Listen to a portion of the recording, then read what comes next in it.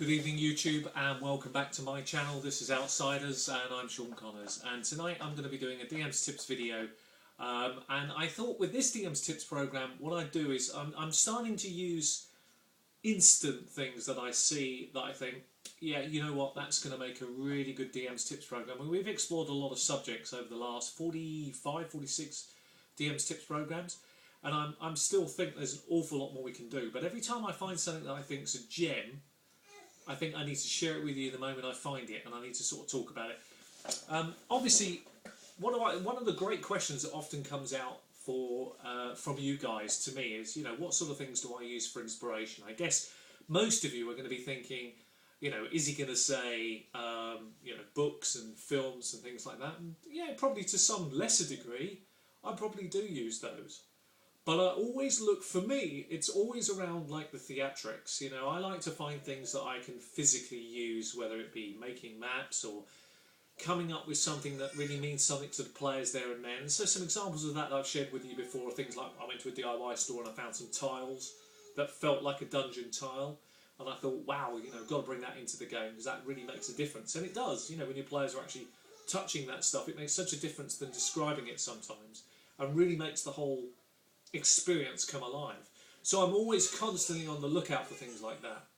And recently I found something that I think well worth sharing, because these things are brilliant for role-playing games. In fact, actually, I'm surprised that no one's talked about them before, because these are gems, so I'm going to share them with you.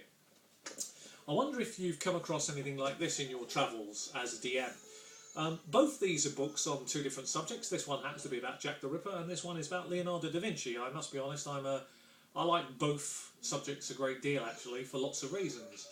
But what separates these books from normal reading books is the following: that as soon as you open them up and start looking at them, they're beautifully produced, so I'll just let you see a couple of pages. So you can see they're very well put together, this particular book. But they do things like this. So there are little, I don't know if that shows up, but I'll try and bring it up to the camera as best I can. You can see there are little notebooks, Leonardo's notebooks attached in there, and there are pull-outs with beautiful things that you can use. And there's maps and everything that run through this. These are facsimile books. And the same with the Jack the Ripper one. And what I think is brilliant about these, and so well worth sharing, is these have got, like the classic in this one, it's got everything you can imagine that you would want to run a case. It's even got the very, very famous copy of the Dear Boss letter in there, beautifully produced. Now, how can you not gain inspiration from a book like that? For me, that is golden. These are gold dust. I could see me running a Cthulhu session in this very, very happily.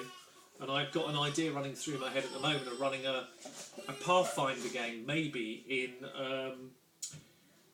or maybe even a Warhammer game based in the Italian states. But I really want to do a Renaissance Italy game in Pathfinder. I want to come up with an area that really is, I literally want to rob it blind and use the Italian Renaissance period for basing a game in from the Pathfinder world.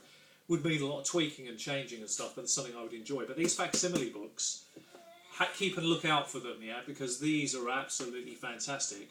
And they are filled, these have got 30 examples of different things in it. And I mean, this is the same. I mean, this has got hundreds of things that you just pull out of the book, and it's letters and maps, and I mean, it's just extraordinary. And I've always said a picture paints 1,000 words, so keep a lookout for the facsimile books in your travels as DMs.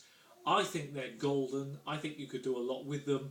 And, you know, if you're anything like me, I can produce some artwork quite well myself, but I have to have programs to do it. I'm not very good at freelance drawing, but with a bit of help on the computer and a bit of guiding, I can produce some reasonable quality stuff, sometimes to quite staggering effect.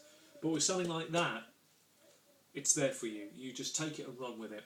So although this is an unusual DM's Tips program, I think these little books, these facsimile books, are superb. And I would say if you can get hold of any of these, they will massively help your arsenal of stuff that you can use. I mean, that Leonardo one as an example, I mean, wow, you could just take those pictures and run with it, couldn't you? You could have your own Leonardo character in there. It'd be a lot of fun to do. So I thought I'd share it with you. I think it'd make a wonderful DM's Tips program, and that's where I'm going with this episode. So I suppose it's inspiration is probably the DM's Tips name for this one. What is my inspiration? It's definitely things like this. Anyway, thanks very much. I've been Sean Connors. This has been a DM's Tips programme. Till the next time, take care of yourselves.